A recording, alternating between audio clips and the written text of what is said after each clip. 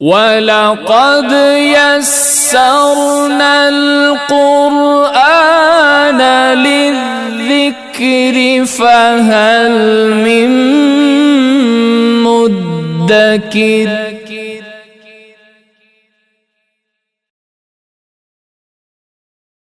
اعوذ باللہ من الشیطان الرجیم بسم اللہ الرحمن الرحیم ام کنتم شہداء اذ حضر یعقوب الموت اذ قال لبنیہ ما تعبدون من بعدی قالوا نعبد إلهك وإله آبائك إبراهيم وإسماعيل وإسحاق إلها واحدا ونحن له مسلمون۔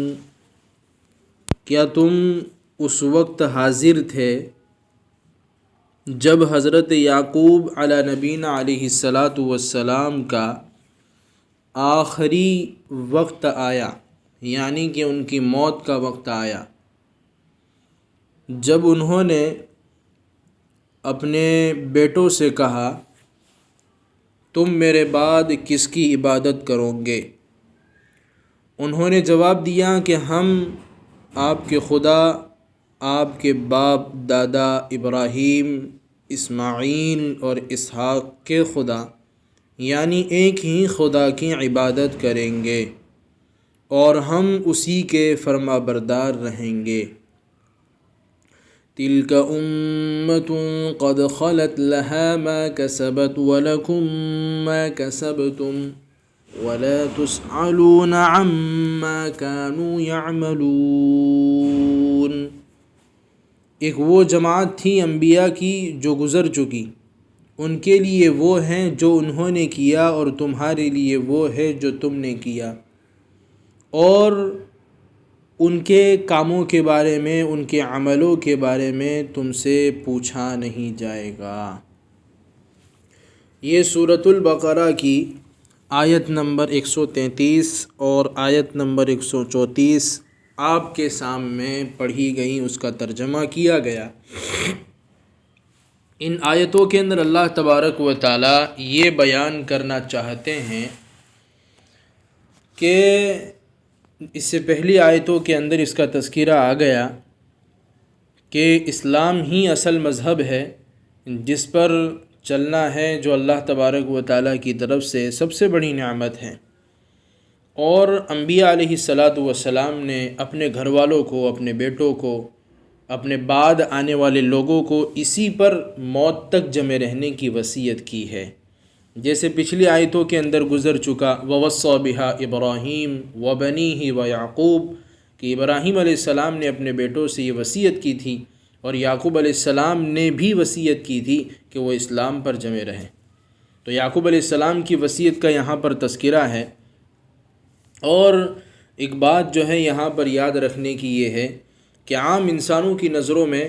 نعمت اور دولت اور دنیا کی فانی اور ذلیل چیزیں ہیں، نعمت، دولت اور دنیا کی فانی اور ذلیل چیزیں ہیں، ان کی نظر حوصلہ بلند ہے، ان کے نزدیک اصل دولت ایمان اور عمل صالح یعنی اسلام ہے، کہ اصل نعمت تو اسلام ہے، کہ جس طرح عام انسان اپنے موت کے وقت یہ چاہتا ہے کہ جو بڑی سے بڑی دولت ہو ان کے پاس وہ اولاد کو دی جائے۔ ایک سرمایہ دار تاجر آج کل یہ خواہش کرتا ہے کہ میری اولاد ملوں کی، فیکٹریوں کی مالک ہوں، ان کو امپورٹ ایکسپورٹ کے بڑے بڑے لائسنس ملیں، لاکھوں کروڑوں کا بینک بیلنس ہو، یا ایک سروس والا انسان یہ چاہتا ہے کہ میری اولاد کو اونچے اونچے عہدے اور بڑی بڑی تنخواہیں ملیں۔ یہ ایک صنعت پیشہ آدمی کی خواہش ہوتی ہے کہ اس کی اولاد اس کی صنعت میں، اس کے کام کاج میں کمال حاصل کرے، اس کو اس کی اپنی عمر بھر کے گر بتلا دیں، اپنے تجربات بتلا دیں۔ یہ ساری خواہشیں ایک عام انسان کی دنیا کے اندر ہوتی ہیں، لیکن جو اللہ کے ولی ہوتے ہیں، اللہ کے بزرگ ہوتے ہیں،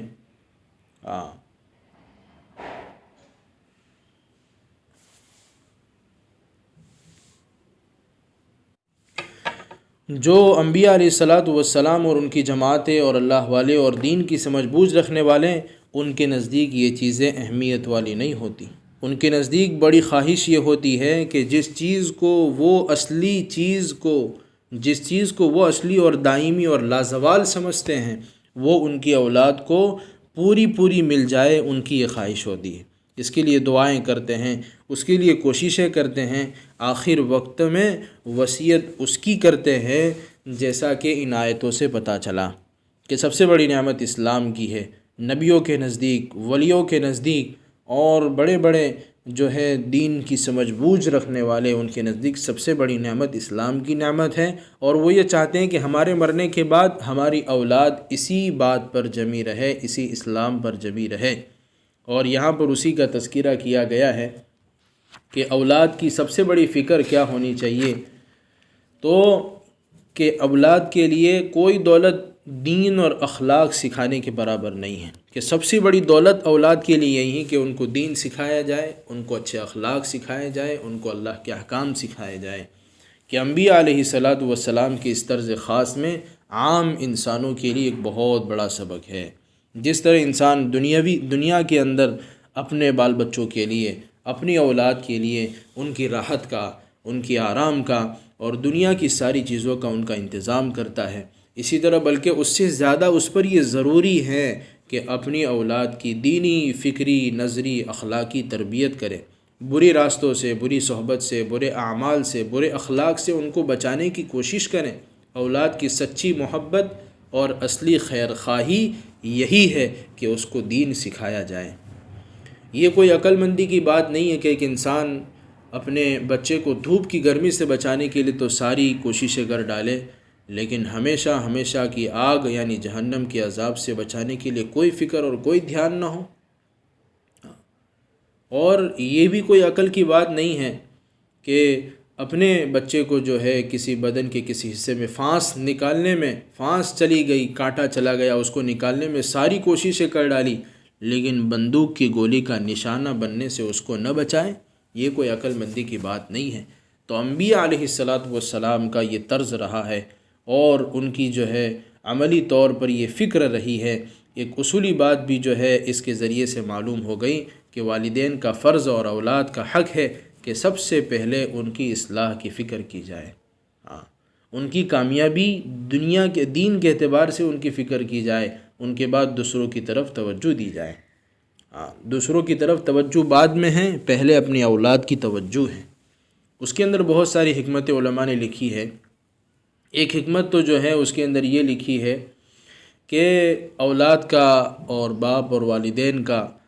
ان کا تعلق جسم کا اور ایک خون کا ہوتا ہے، کہ اگر ہم اولاد کو کہیں گے تو ہماری بات مانیں گے دوسروں کے مقابلے میں، کیونکہ وہ ہمارا اپنا خون ہے، تو اس کو آسانی کے ساتھ دین پر لایا جا سکتا ہے۔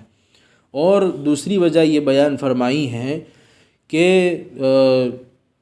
اشاعت حق یعنی حق بات کو دوسروں تک پہنچانے کے اندر ہماری اولاد بھی ہمارا ساتھ دے سکتی ہے، لیکن کب؟ جب ہم ان کو دین سکھائیں، کہ یہ دین اگر ہم نے ان کو سکھایا ہوگا تو وہ دوسروں کو سکھانے والے بنیں گے اور ہمارے بھی معین و مددگار بنیں گے۔ اور قرآن کریم میں اللہ رب العزت نے ایمان والوں کو اسی چیز کا حکم دیا ہے، یا ایھا الذین آمنوا قوا انفسکم واہلیکم نارا، اے ایمان والو اپنے آپ کو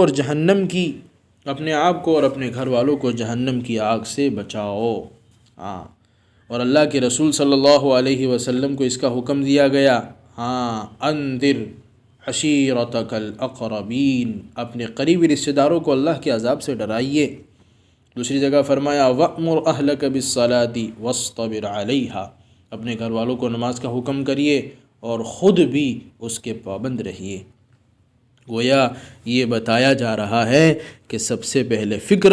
اور سب سے پہلے سوچ دین کے اعتبار سے اپنے گھر والوں کی ہونی چاہیے، جس طرح انبیاء کی تھی،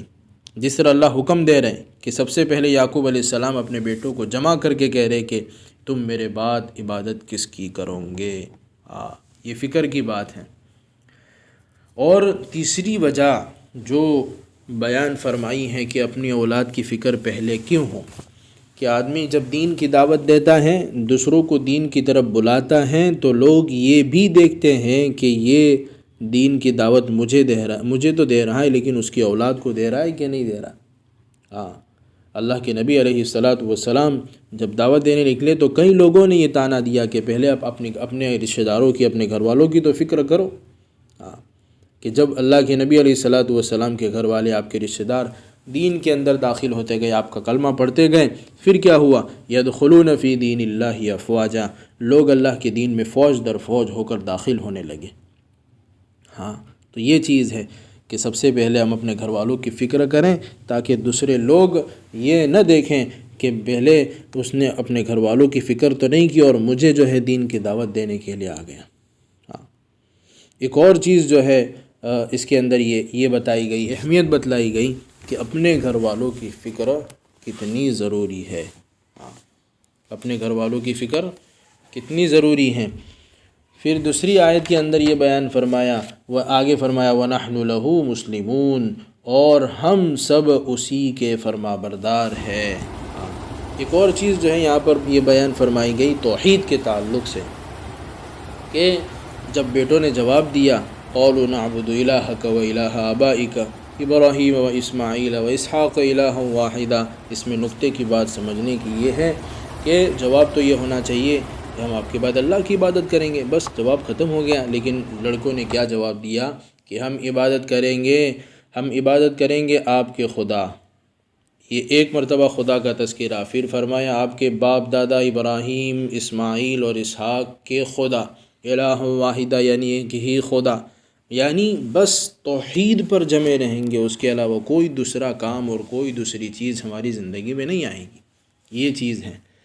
پھر فرمایا تلک امۃ قد خلت لہا ما کسبت ولکم ما کسبتم ولا تسألون عما كانوا يعملون۔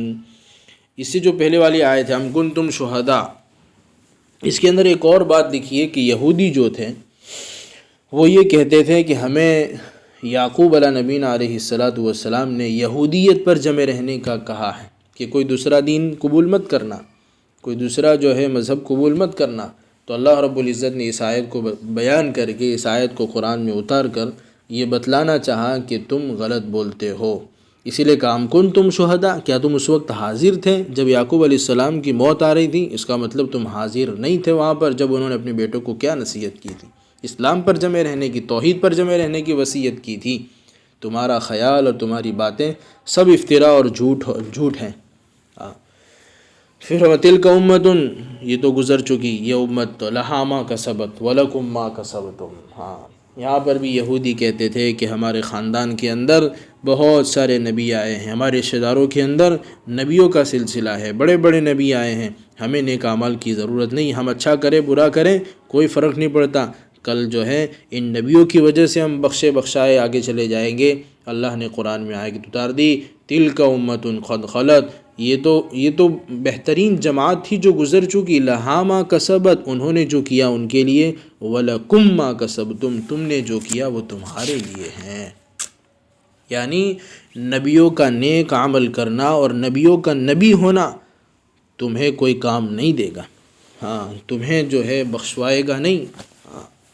تمہیں درست راستے پر نہیں لا سکتا ہے، تم کامیاب ان کی وجہ سے نہیں ہو سکتے ہو، تم کامیاب اس وقت ہوں گے جب کہ یہ نیک اعمال تمہاری اپنی زندگی کے اندر ہو، تمہاری اپنی زندگی کے اندر ہو، اپنی زندگی کے اندر نہیں ہوں گے تو نبیوں کا ہونا تمہارے خاندان کے اندر یہ کام نہیں آئے گا۔ تو اللہ رب العزت نے ان کی اس بات کی بھی تردید کر دی اور ان کی اس بات کی تردید ہو گئی کہ ہم جو چاہیں عمل کرتے رہیں، ہماری مغفرت تو ہمارے آباء و اجداد کے اعمال سے ہو جائیں گی۔ اس طرح آج کل کے بہت سارے سید حضرات بھی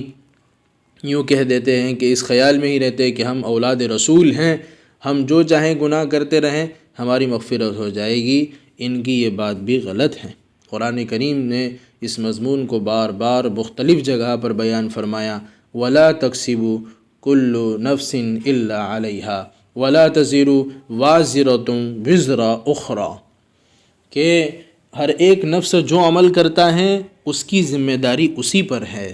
کسی کا بوجھ قیامت کے روز، قیامت کے دن کوئی دوسرا نہیں اٹھائے گا۔ آدمی نے جو عمل کیا ہے وہ اس کو کام دے گا۔ ہم یوں سمجھتے ہیں کہ ہمارے خاندان میں بہت سارے علماء ہیں، بہت سارے اللہ والے ہیں، ہم جو عمل کریں ٹھیک ہے، نہیں، ہم نے جو عمل کیا وہ کل قیامت کی ہمارے بارے میں پوچھ ہوگی، ان کو ان کے بارے میں پوچھ ہوگی، ہر ایک کے سوال الگ الگ ہے۔ اسی لیے رسول اکرم صلی اللہ علیہ وسلم نے قریش بنو ہاشم سے فرمایا تھا، اے بنی ہاشم، ایسا نہ ہو کہ قیامت کے روز قیامت کے روز تو اپنے اپنے اعمال نیک اعمال لے کر آئے اور تم اعمال صالحہ سے غفلت برتو، صرف میرے نسب کا بھروسہ لے کر آؤ، اور میں اس دن تم سے یہ کہوں کہ میں تمہیں اللہ کے عذاب سے نہیں بچا سکتا۔ کتنی بڑی بات ہے کہ آدمی حسب نسب کی وجہ سے مغفرت کا ارادہ رکھے، یہ بات غلط ہے۔ اعمال کے اوپر امید ہے۔ دوسری حدیث میں اللہ کے نبی نے فرمایا، من بطأ به عمله لم يسرع به نسبه، یعنی جس شخص کو اس کے عمل نے پیچھے ڈالا، اس کو اس کا نسب آگے بڑھا نہیں سکتا ہے۔ کہ نسب کی وجہ سے خاندان میں انبیاء، خاندان میں نبی، خاندان میں رسول، خاندان میں علماء، حفاظ، اللہ والے ہونے کی وجہ سے آدمی جو ہے نجات نہیں پا سکتا جب تک اس کی اپنی عملی زندگی کے اندر نیک اعمال نہ ہو۔ تو گویا ان دو آیتوں کا خلاصہ یہی ہے کہ توحید پر پوری زندگی جمے رہنا اور اپنی اولاد کی فکر کرتے رہنا، اور ساتھ ساتھ میں یہ فکر کرنا کہ میری اپنی زندگی کے اندر نیک اعمال کتنے ہیں، چاہے میرے خاندان میں نبی ہیں، میرے خاندان کے اندر علماء ہوں، اللہ والے ہوں، دیندار ہوں، لیکن میں نیک عمل نہ کروں، ان کی وجہ سے بخش جاؤں، یہ نہیں ہو سکتا ہے۔ لہا ما کسبت ولکم ما کسبتم، ان کے لیے ان کے اعمال، تمہارے لیے تمہارے اعمال ہیں۔ ہمارے اعمال میں ہم سے پوچھو گی۔ اللہ رب العزت ہمیں نیک عمل کی توفیق عطا فرمائیں، اپنی اولاد کی دین کے اعتبار سے فکر کرنے کی توفیق عطا فرمائیں۔